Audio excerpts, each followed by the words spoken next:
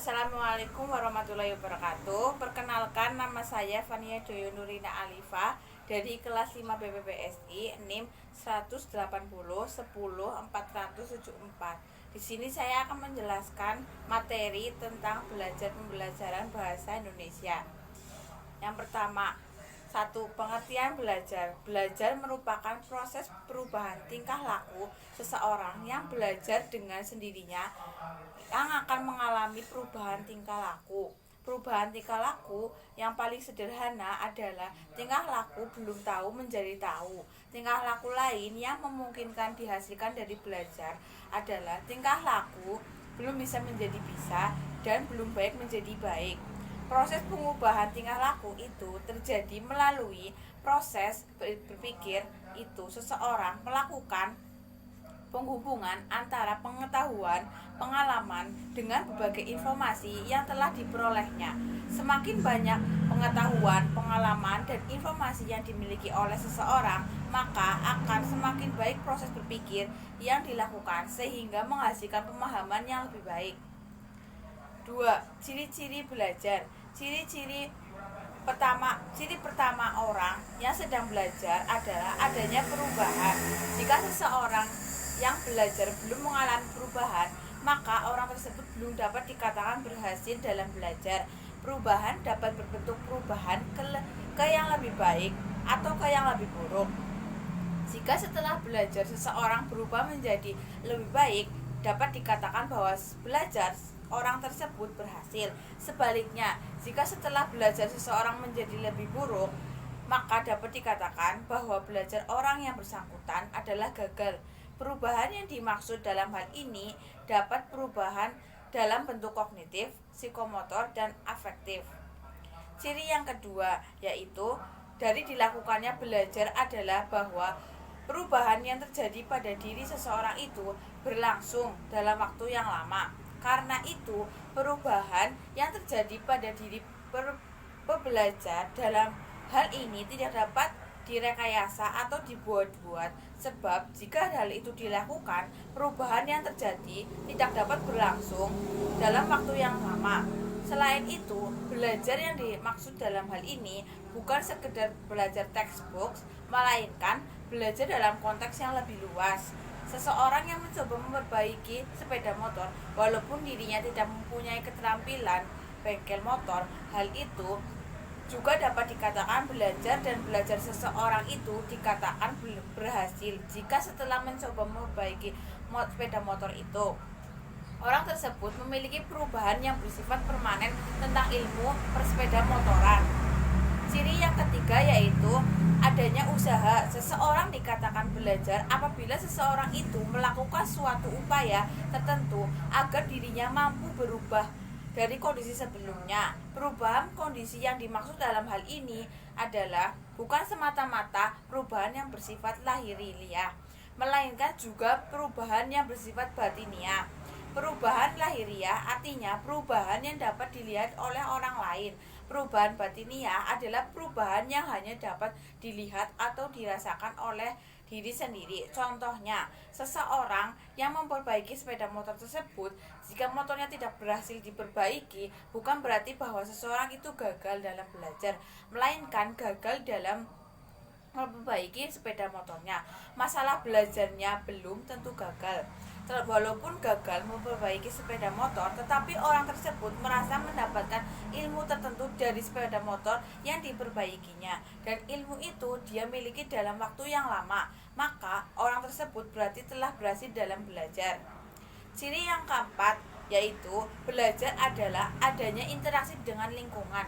Interaksi dengan lingkungan dalam hal ini dapat berbentuk lahiriah dan batiniah. Interaksi lahiriah dalam hal ini berarti interaksi dengan sesuatu yang di luar dirinya, dan interaksi itu dapat diketahui oleh orang lain. Seseorang yang secara lahiriah hanya duduk melihat alam dapat dikatakan belajar jika seseorang itu berpikir tentang alam yang dilihatnya, sehingga dirinya nanti sampai pada simpulan-simpulan tertentu yang mampu mengubah sesuatu yang ada dalam dirinya. 3. Tipe belajar. Yang pertama, belajar isyarat. Belajar isyarat adalah suatu aktivitas untuk memahami kode tertentu yang dibuat oleh komunikator atau pembuat kode kepada komunikan atau terima kode. Menurut Gerne et al. Tahun 1979, ternyata semua reaksi spontan manusia terhadap stimulus dapat menimbulkan respon. Dalam konteks inilah signal learning terjadi. Contohnya yaitu seorang guru yang memberikan isyarat kepada muridnya yang gaduh agar menjadi tenang dan bahasa tubuh tangan diangkat kemudian diturunkan. Yang kedua, belajar stimulus respon. Belajar tipe ini memberikan respon yang tepat terhadap stimulus yang diberikan. Respon yang tepat pemberiannya dapat sebagai penguatan sehingga terbentuk perilaku tertentu. Contohnya yaitu seorang guru memberikan suatu bentuk pertanyaan yang kemudian ditanggapi oleh muridnya. 3. Belajar merantaikan.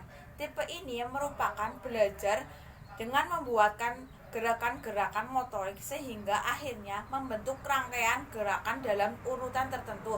Contohnya yaitu pengajaran tari atau senam yang berawal dari membutuhkan proses-proses dan tahapan untuk mencapai tujuannya. Yang keempat, belajar asosiasi verbal atau verbal association.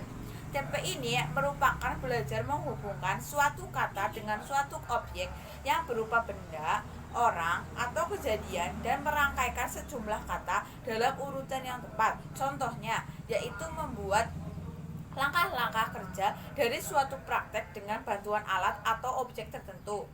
Yang kelima, belajar membedakan atau discrimination. Tipe belajar ini memberikan reaksi yang berbeda-beda pada stimulus yang mempunyai kesamaan. Contohnya yaitu seorang guru memberikan sebuah bentuk pertanyaan yang mempunyai banyak versi jawaban, tetapi masih dalam satu bagian dalam jawaban yang benar. Guru memberikan sebuah bentuk atau kubus. Siswa mereka ada yang mengatakan berbentuk kotak seperti kotak kardus, kubus, dan lain-lain. Yang keenam, belajar konsep atau konsep learning. Belajar mengklasifikasikan stimulus atau menempatkan objek-objek dalam kelompok tertentu yang membentuk suatu konsep. Yang dimaksud konsep dalam hal ini adalah satuan arti yang memiliki kesamaan ciri. Contohnya yaitu memahami sebuah prosedur praktek uji bahan sebelum pelaksanaan praktek. Yang ketujuh, belajar dalil. Tipe ini merupakan tipe belajar untuk menghasilkan aturan atau kaidah yang terdiri dari penggabungan beberapa konsep.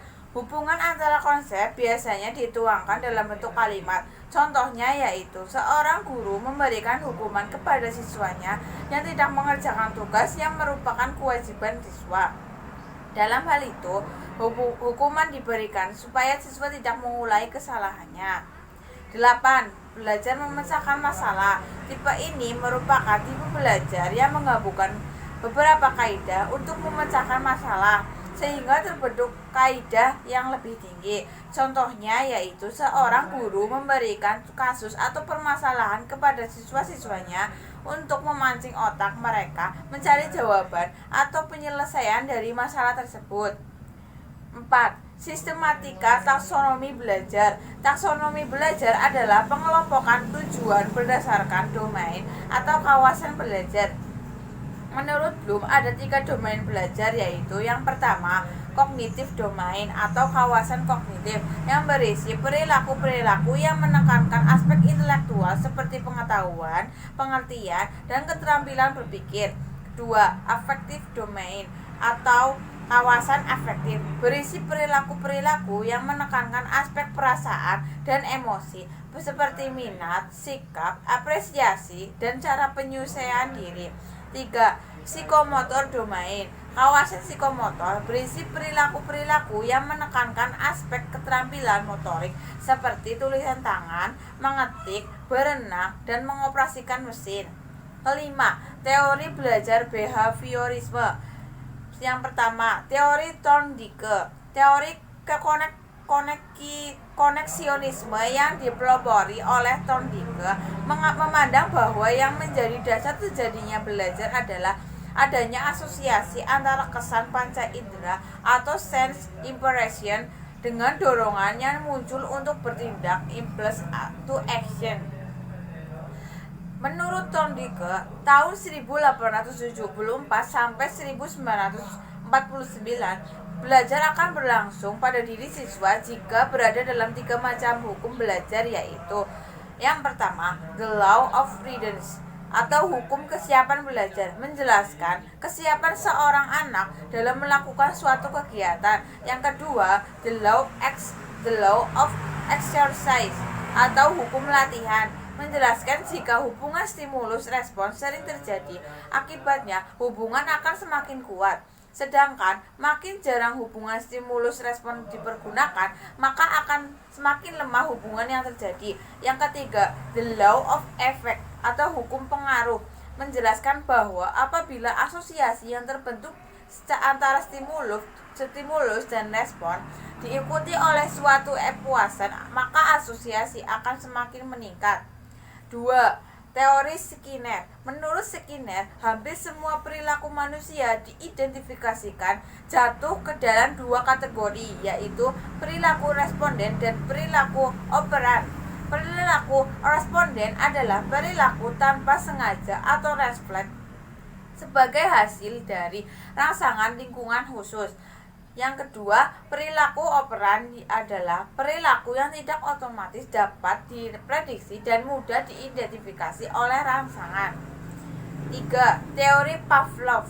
Ayahnya yang seorang pendeta menginginkan Pavlov mengikuti jejaknya. Selanjutnya, ia mengembangkan dan mengapresiasi penemuannya dengan mengembangkan studi perilaku yang dikondisikan, yang kemudian dikenal dengan classical conditioning.